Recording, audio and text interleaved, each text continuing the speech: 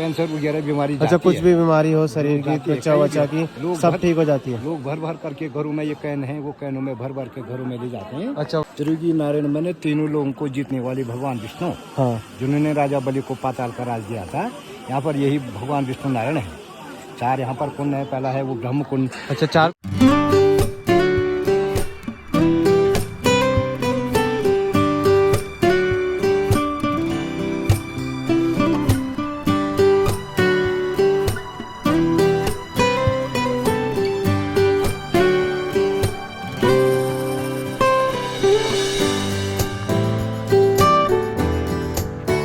राम राम दोस्तों, good morning में मोहित यात्री स्वागत करता हूं सभी का एक और नए ब्लॉग में। फिलहाल कल रात को हमने होटल ले लिया था रूम, और कल रात जैसे हम सोनप्रयाग से निकले, शाम के टाइम था, एक जगह से बैग भी लेना था जहां पे हमने एक्स्ट्रा कपड़े रखे थे। आपको याद होगा तो पुराने वाले ब्लॉग के अंदर हम जो भी हमारा फालतू का सामान था वो हम नीचे की तरफ छोड़ के चले गए थे एक भैया के पास, जहाँ पे हेलमेट हमने गौरीकुंड में रखा था, और जो हमारा बैग है ना वो हमने रखा था भाई कहीं किसी और के पास एक होटल में। तो वहीं से बैग लिया। जैसे ही बैग लिया ना भाई साहब, इधर है ना, ये हेलीकॉप्टर बोलने ही नहीं दे रहा भाई। ये चेकआउट करो, सामने की तरफ ही हेलीपैड है ना, उधर आपको दिख रहा होगा, देखो। तो भाई सीन क्या हो, जैसे ही मैंने वहाँ होटल से बैग लिया ना, तो तभी एकदम से बारिश आने लगी। मैंने रेनकोट वगैरह डाल लिया और बैग पे भी रेन कवर लगा लिया। फिर भी भाई थोड़ा बहुत गीला हो चुका था, बारिश रुकने का नाम ही नहीं रही थी। रात में बारिश 11:30-12 बजे रुकी है, और उससे पहले फिर मैंने देखा अब गीला हो गया था, कपड़े भी सारे गीले हो रहे थे। अगर थोड़ी देर और मैं चलता आगे की तरफ, वैसे गुप्त काशी जाके मेरे को रुकना था, फिर मैंने सोचा यार यहीं कहीं रूम देख के रुक जाते हैं, आगे मैं कहाँ पे रुकूंगा, इतनी बारिश में सब सामान गीला हो जाएगा, काफ़ी दिक्कत हो जाएगी। वैसे इधर धूप नहीं निकल रही है। तो कल रात मैंने ये ऐसा कुछ ये रूम मिला था, वो अभी आपको दिखाऊंगा, लेकिन अभी काफ़ी अंदर से फैला हुआ है। तो भाई एक गया नहीं, एक और आ गया। मैंने सोचा फिर आज कपड़े वगैरह वॉश करके सुखा देता हूँ, धूप भी बढ़िया निकल रही थी सुबह सुबह।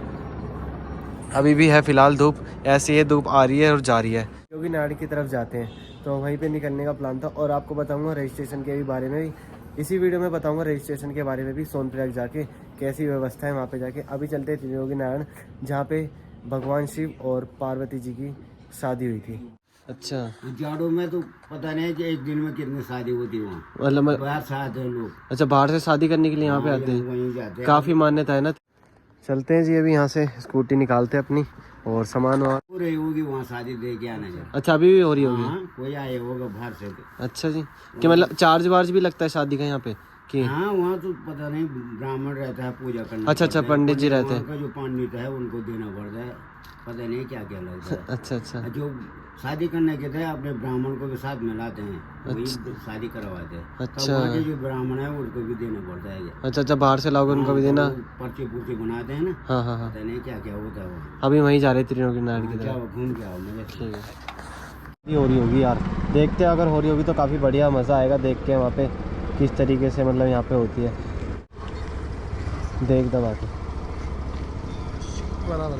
कम नहीं है।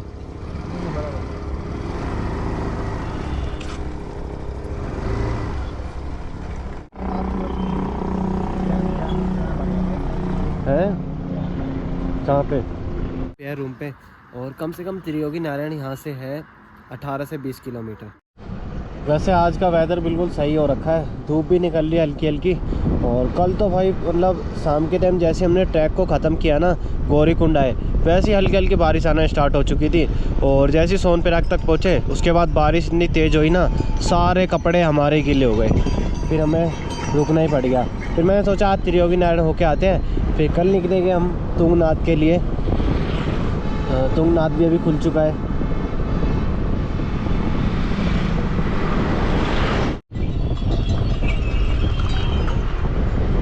कल पर थाईलैंड वगैरह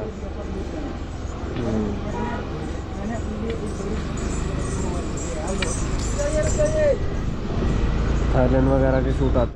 बाकी अभी ऊपर की तरफ आ चुका हूँ। और ये जो त्रियोगी नारायण के लिए आपको रास्ता, त्रियोगी नारायण के लिए जो रास्ता जाता है ना, ये है सोनप्रयाग की पार्किंग, सामने आप देख सकते हो।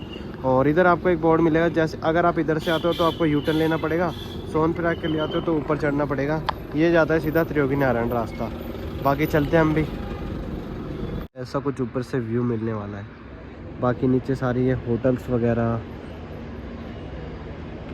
वगैरह कैफ़े वगैरह मिलेंगे। और नीचे की तरफ पार्किंग भी है जहाँ पे आप गाड़ी वगैरह खड़ी करके ऊपर की तरफ भी जा सकते हो। आप नीचे की तरफ ये पार्किंग एरिया देख रहे हो ना, आप अगर ऋषिकेश वगैरह हरिद्वार से आते हो त्रियोगी नारायण के लिए, तो इवन बस से आते हो तो बस आपको यहाँ पे लास्ट यहाँ पे आके छोड़ेगी। ये है नीचे सोनप्रयाग का पार्किंग स्टैंड। ने भी आपको सारी बसें नीचे दिख रही होंगी लगी हुई, वो यहाँ तक आती है, आपको यहाँ से छोड़ देगी। और प्राइवेट टैक्सी वगैरह करके आते हो वो थोड़ा और मार्केट की तरफ आके छोड़ेगी, जहाँ से त्रियोगी नारायण का रास्ता निकल वहाँ पे आके। बाकी अभी चलते हैं ऊपर की तरफ। बाकी ऐसा कुछ रास्ता है थोड़ा ऑफ रोडिंग। साइड में गेस्ट हाउस रूम वगैरह काफ़ी देखने को मिल जाएंगे।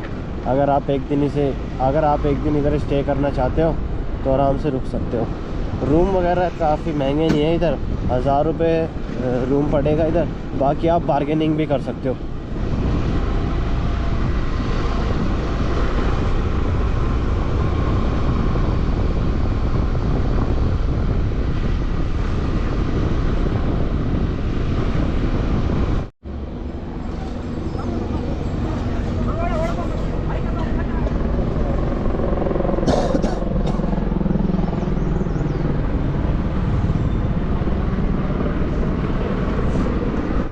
बाकी अभी ऊपर की तरफ आ चुका हूँ। और ये जो त्रियोगी नारायण के लिए जो रास्ता जाता है ना, ये है सोनप्रयाग की पार्किंग। सामने आप देख सकते हो। और इधर आपको एक बोर्ड मिलेगा, जैसे अगर आप इधर से आते हो तो आपको यूटर्न लेना पड़ेगा, सोनप्रयाग के लिए आते हो तो ऊपर चढ़ना पड़ेगा। ये जाता है सीधा त्रियोगी नारायण रास्ता। बाकी चलते हैं हम भी।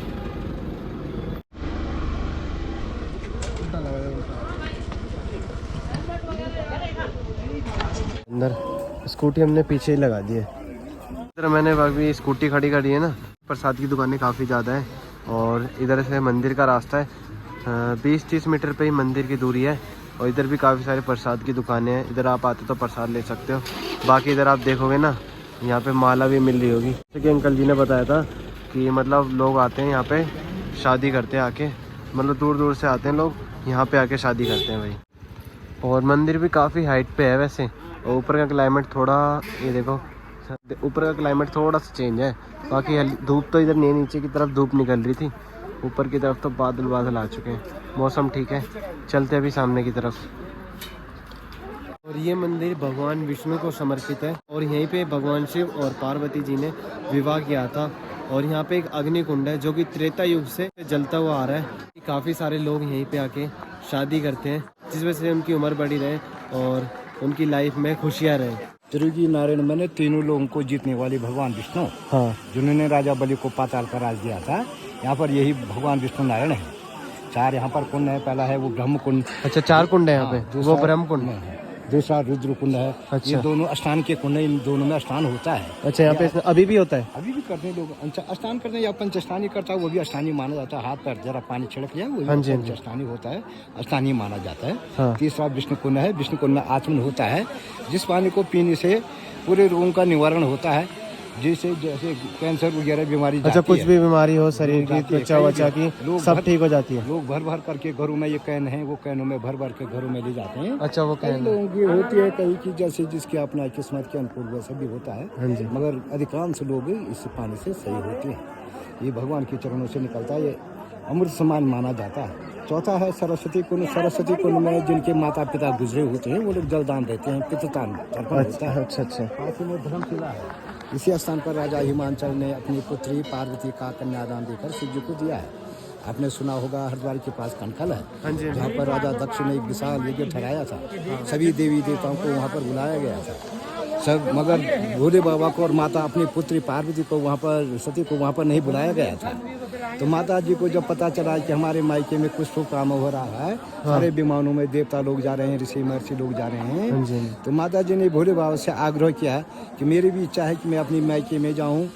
मगर भोले बाबा ने कहा देखो, बिना बुलावा बिना निमंत्रण का जाना अनुचित है, जबरदस्ती। तो माता जी नहीं मानी, मायका का सवाल था, वो वहाँ पर गए। वो तो वो हिस्टोरी आपको पता होगा। जब माता जी वहाँ पर गए तो उन वो पूरे यज्ञ में यज्ञ चल रहा था, सारे देवी देवता ऋषि महर्षि रिश्तेदार वगैरह सब लोग बैठे हैं, मगर भोले बाबा का कहीं पर भी कोई स्थान नहीं है, क्योंकि उनकी पहले ये इलाहाबाद में कोई यज्ञ हुआ था, जिसमें उनका कुछ कटफट हो गया, तो वो आपको स्टोरी मालूम होगा, पहले इलाहाबाद वाली, जब ये सभी देवता जब हाँ मैंने अपने यज्ञ में दक्ष राजा चल रहे थे, तो सभी देवी देवता उठ करके, ब्राह्मण लोग उनके रिश्तेदार उठ करके उनके स्वागत के लिए खड़े हुए, मगर भोले बाबा वहाँ पर खड़े नहीं हुए, उनके सम्मान के लिए, तो उनको ये ठेस पहुँच गई थी।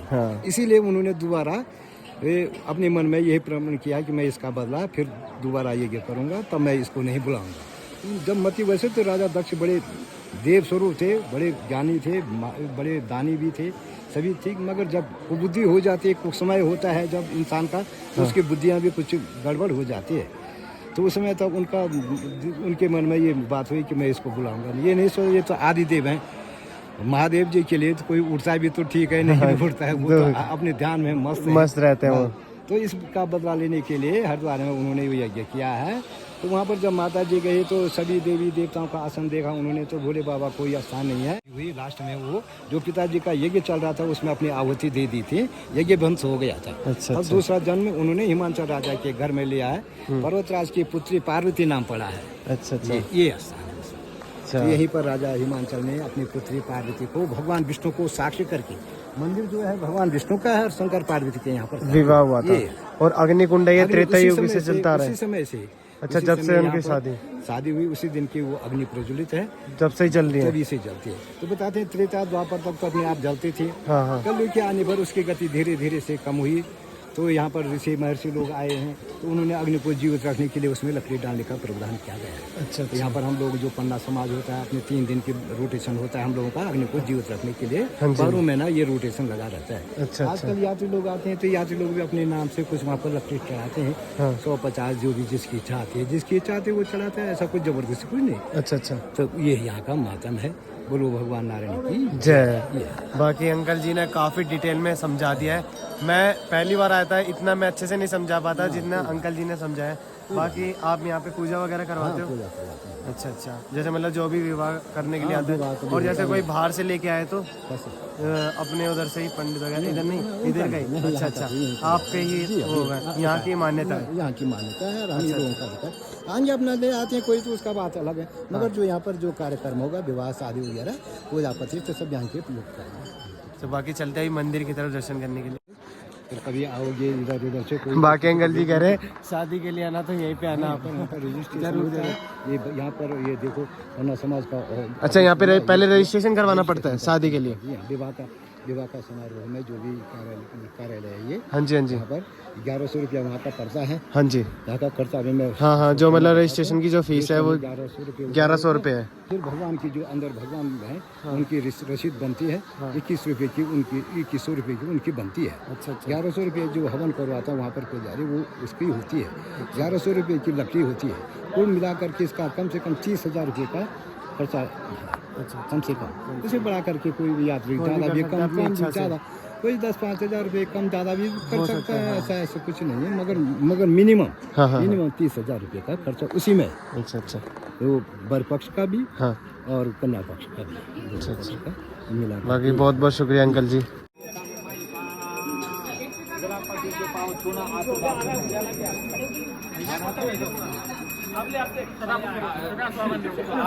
अखंड स्वागवती बोलो, अखंड स्वागवती।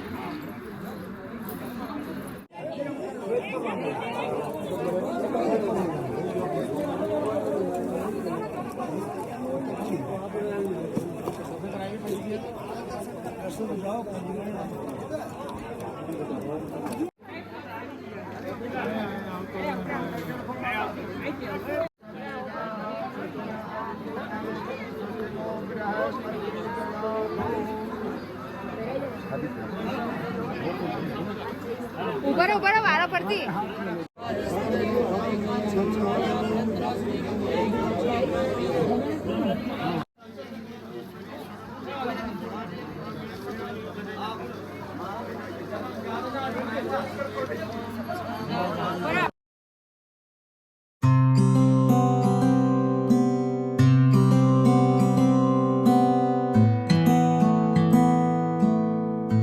बाकी इधर अंदर मंदिर की तरफ आओगे तो हवन सामग्री का सामान भी है इधर। बाकी हवन के लिए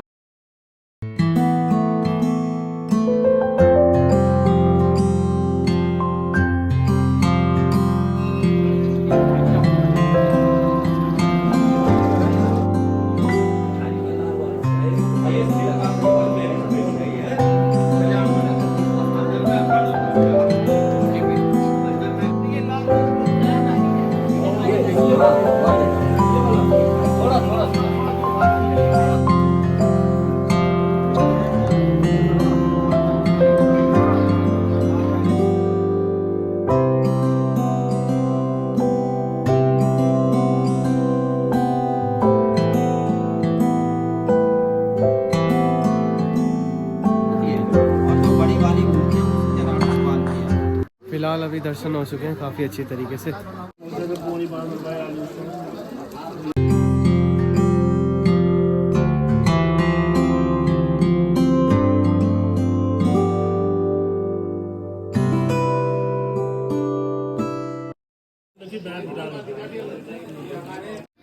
बाकी यही वो कुंड है जो भी अंकल जी बता रहे थे, जहाँ से सारी बीमारियाँ ठीक हो जाती है, कैंसर जैसी। बाकी अभी चलते हैं भाई यहाँ से, ये रही अपनी स्कूटी, निकालते हैं अभी सोनप्रयाग की तरफ चलते हैं और वहाँ के ऑफलाइन रजिस्ट्रेशन के बारे में भी आपको बताता हूँ।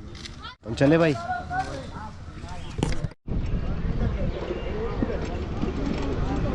अब हेलो जी, अभी नीचे की तरफ आ चुके हैं सोनप्रयाग की तरफ। और अभी चक्कर क्या है, जैसे ही आप त्रिवेणी नहर से नीचे की तरफ आओगे ना, यू टर्न नहीं ले सकते हो आप, वो इसीलिए पार्किंग में से होकर निकालना पड़ेगा। सोनप्रयाग की पूरी पार्किंग से घूम के फिर आप एग्जिट लोगे। अगर वापस आप उधर से आओगे ना, काफ़ी ज़्यादा ट्रैफिक लग जाएगा, पुलिस वाले आपको जाने नहीं देंगे। और ये पूरी लंबी स्कूटी घुमा के लानी पड़ी।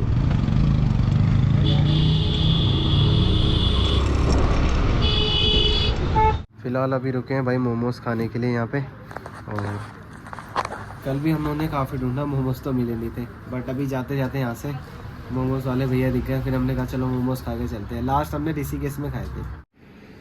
निकलते हैं भाई, अभी शाम का टाइम हो चुका है और टाइम से पहले पहुंच जाते हैं यार रूम पे। एडिटिंग वगैरह भी करनी है और वहीं पे चल के आपको रजिस्ट्रेशन के बारे में बताऊंगा। बाकी रजिस्ट्रेशन के लिए मैंने आपको पिछली वाली वीडियो में भी बताया था, और ऐप स्टोर या प्ले स्टोर पे जाओगे, इस वाले ऐप को डाउनलोड कर लेना, आराम से इस पर डिटेल भरना अपनी और रजिस्ट्रेशन हो जाएगा। अगर ऑनलाइन रजिस्ट्रेशन नहीं होता है तो ऑफलाइन भी आप यहाँ पे आके करवा सकते हो।